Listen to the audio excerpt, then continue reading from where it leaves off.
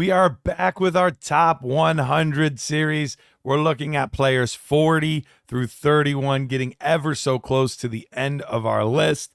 Let's break it down.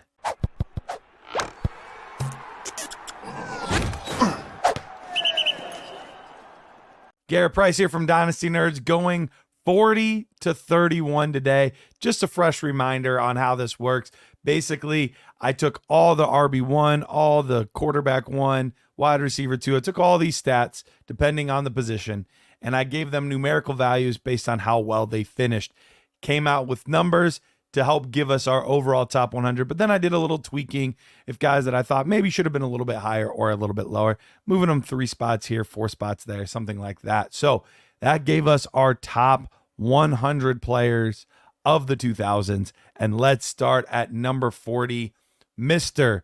Mike Evans. Yes, Mike Evans was an absolute legend and still is, still playing. Look, if you can have 10 straight seasons, that's right, 10 straight seasons where you are either a wide receiver 1 or a wide receiver 2, instant legend status for fantasy football. Literally since his rookie campaign, he has been a top 24 wide receiver each and every single season, which is absurd to even quantify something like that. And it doesn't look like he's slowing down. He still has a few years left under his belt, and we could see him even climb a little bit higher on this list. So what he has done over the course of his career hasn't mattered what the quarterback was. It hasn't been consistent. Guys like Josh Freeman, Jameis Winston, now he has Baker Mayfield. He might have even had Mike Glennon starting at some point. Like, it's been all over the map. But the one thing you can count on, no matter what, is a top 24 season out of Mike Evans. Now, he hasn't quite had the peak of some of the other guys. That's why he's here at 40 and not inside of our top 10. But he did have one season where he was inside the top 3, and that was 2016. But other than that, he's been usually in that wide receiver 8 to 15 range every single freaking year. Mike Evans, so deserving of this number 40 spot. At 39, we have Sean Alexander. Yes, the running back from Alabama, played with the Seahawks, and man, he was really, really good. Of course, we all know that crazy campaign that he had in 2005 that ended up getting him on the cover of Madden. Just an absolute freak at the position. But what you might not realize is he had 5 seasons where he was a running back 1. And of those 5 seasons, 4 of those 5, he was a top 6 running back. So the dude was absolutely nuts over the course of his career. We've got a couple Seattle Seahawks running backs on this list, but he tops it here at number 39. 38, you may or may not recognize this name. I don't know. Just a little quarterback named Patrick Mahomes. He is still so young, but to be this high on the list, crazy, crazy impressive.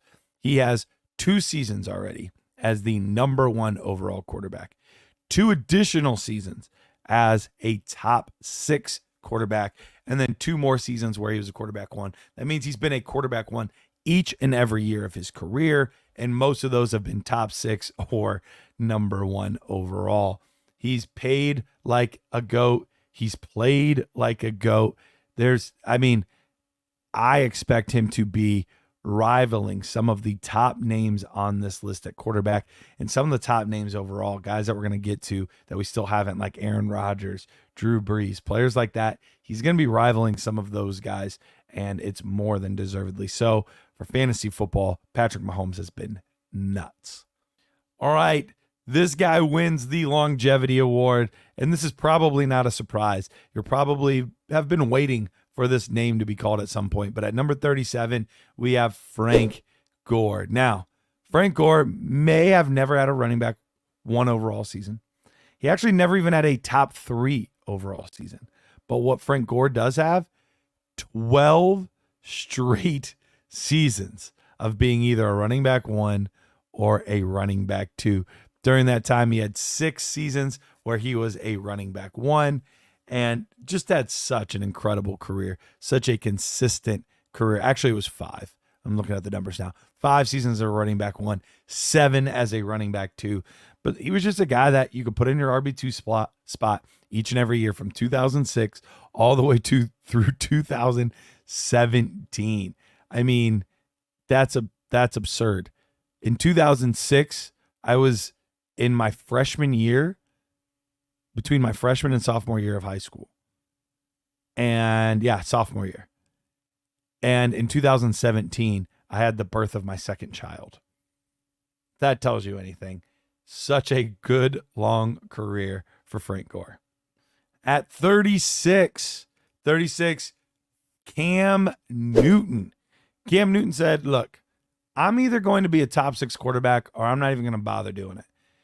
Cam Newton had 5 seasons where he was not only a quarterback 1, but he was a top 6 quarterback.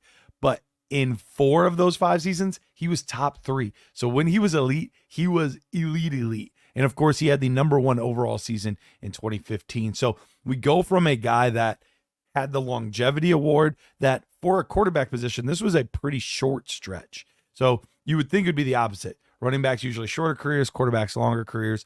Only 5 seasons where he made a true impact at the position, but that impact that Cam Newton had was absurd at the quarterback position. Could do it throwing the ball, could do it running the football. Dude was built like a defensive end, but happened to play the quarterback position. Really, really fantastic player and one Mr. Cam Newton. Next up, we have a Dallas Cowboy running back here, Zeke Elliott. That's right. Zeke had so many good seasons for the Cowboys, and he's back with them now. So maybe he sneaks in another running back 2 season or something like that. But Zeke Elliott, 6 running back 1 season, 6 of them. It's tough for even running backs to be playing for 6 seasons, let alone 6 running back 1 seasons. But that's what we got out of Ezekiel Elliott. He also had 2 seasons where he was a top 3 guy, another one where he was top 6. His Dallas Cowboy days were something pretty special. And he would have even had another season where he would have been higher. But of course, he started that season with the suspension. But his points per game that year were absolutely bonkers. So Zeke Elliott, he was a player that running game, passing game didn't really matter. He was going to get it done. That Ohio State running back taken inside the top 10 of the draft more than paid off for those Dallas Cowboys. At 34, we have Rob Gronkowski. That's right. Gronk cracks our list here. And look, I'll spoil it. 33, Jimmy Graham. I couldn't separate them. They were in the exact same draft class. Both had some amazing peaks. And look, if you want to put one at 33 and one at 34, their number-wise, it was almost identical. Gronk had one more tight end 1 overall season than Jimmy Graham. So Gronkowski, he had 5 seasons overall as a top 6 tight end. 3 of those seasons, he was the number 1 overall guy. Jimmy Graham only had 2 where he was the number 1 guy, but he had 2 additional seasons where he was a top 3 guy. Gronk only had the 1, but the thing that put Jimmy Graham slightly over the top for me, we had 6 seasons as a top 5 guy for Jimmy Graham, whereas we only had 5 seasons as a top 6 guy at the position for Rob Gronkowski. Both of those guys were amazing. Both had a great peak. Maybe just a hair more consistency out of Jimmy Graham, which gave him the edge for me. But you cannot go wrong either way. Couldn't separate them. Had to put them back to back on our list. At 32, if you were playing Madden early in the 2000s, you remember this cover boy, Dante Culpepper. That's right. Dante Culpepper, absolute stud at the quarterback position.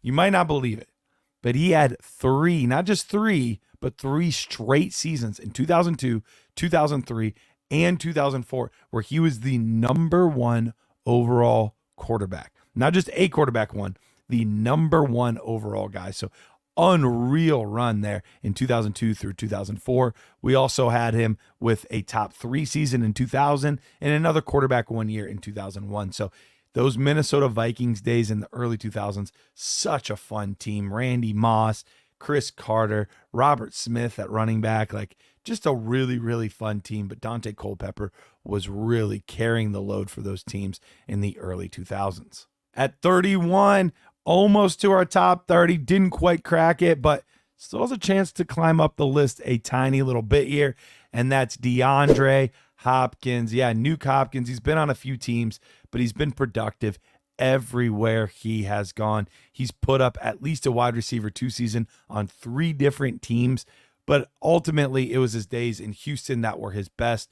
We had 5 wide receiver 1 seasons for DeAndre Hopkins. All 5 of those, he was top 6. So they weren't just wide receiver 1 seasons. Those were elite seasons. When you're putting up top 6 numbers, you are one of the elite players at the position, and he showed that over his time. Even at a wide receiver 1 overall year in 2018, you add in 2 additional wide receiver 2 seasons in 2014, and the most recent one with the Titans this year in 2023. DeAndre Hopkins, so good. Maybe not a king of separation, but contested catch. There was nobody better in his era going up and getting the football than what we had out of DeAndre Hopkins. All right, guys, that wraps up this list. We've got another one coming your way tomorrow, and we're going to sneak into our top 25. That's right, 30 through 21. So we'll find out who is cracking this top tier of players. We're getting closer and closer to one. Guys, who so far have you said, man, that guy's been ranked too high or too low? Or maybe who are you most looking forward to seeing? Or better yet, who do you think's in the top 5? That's right, we'll be finding out very soon in our list of top 100 fantasy football players of the 2000s.